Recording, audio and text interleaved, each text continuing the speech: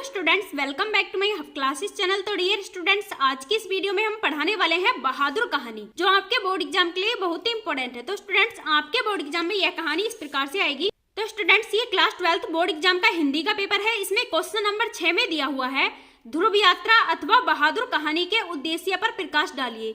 अधिकतम शब्द सीमा 80 शब्द। ये आपका 5 नंबर का आता है। यहाँ से आपके 5 नंबर बिल्कुल पक्के होने वाले हैं। तो स्टूडेंट्स, ये क्वेश्चन आपका अथवा में पूछा जाता है। अथवा में से आप किसी एक पर कहानी लिख सकते हैं, ठीक है। तो स्टूडेंट्स, ये कहानी हमने अपनी भाषा में बहुत आसान तरीके से लिखी है। वीडियो को बिना स्किप किए एकदम अंत तक देखते रहना। तो स्टूडेंट्स, आप अपने बोर्ड एग्जाम में कहानी को इस प्रकार से लिखना। अमरकांत जी द्वारा लिखी कहानी बहादुर एक मध्यम वर्गीय परिवार में नौकर के साथ परिवारजनों द्वारा किए गए अत्यधिक कटु व्यवहार की कहानी है। तो स्टूडेंट्स, ये कहानी अमरकांत जी द्वारा लिखी गई है।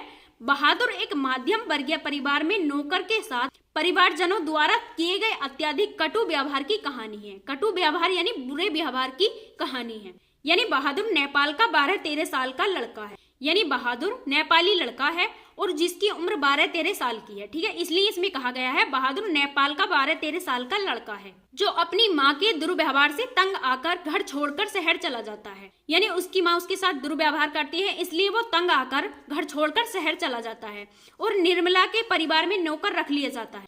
निर्मला और उसका परिवार बहादुर के प्रति पहले तो अच्छा व्यवहार करते हैं, परंतु धीरे धीरे कठोरता बरतने लगते हैं। तो स्टूडेंट्स, जब बहादुर गांव से शहर चला जाता है तो वहां पर निर्मला के परिवार में नौकर रख लिया जाता है। निर्मला और उसका परिवार बहादुर के प्रति पहले तो अच्छा व्यवहार करते थे, परंतु धीरे धीरे कठोरता बरतने लगते हैं। वह घर का सारा कार्य करता है, इसके बावजूद उसके साथ गाली गलौज से मारपीट तक नौबत आ जाती है। तो स्टूडेंट्स, बहादुर घर का सारा कार्य भी करता है और उसके बावजूद भी उसके साथ गाली गलौज और मारपीट तक नौबत आ जाती है। झूठी चोरी का इल्जाम लगाकर उसे अपमानित किया जाता है और पीटा जाता है। तो स्टूडेंट्स, बहादुर को झूठी चोरी का इल्जाम लगाकर अपमानित किया जाता है और उसकी पिटाई की जाती है। अंततः बहादुर घर छोड़कर चला जाता है। अब परिवार के सभी सदस्य उसे ढूंढते हैं, क्योंकि कारण सब आराम के आदी हो चुके हैं। अंततः बहादुर जब घर छोड़कर चला जाता है तो उसके परिवार के सदस्य उसको ढूंढते हैं। तो कारण यह है कि सब आराम के आदी हो चुके हैं।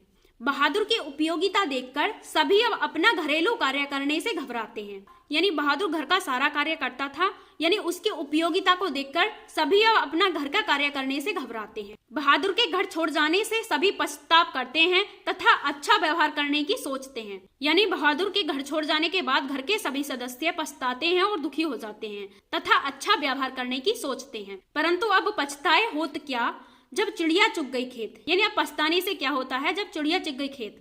बहादुर में सहनशीलता और स्वाभिमान की भावना कूट कूट कर भरी हुई थी। इसके इस चरित्र के कारण यह कहानी हमें प्रिय है।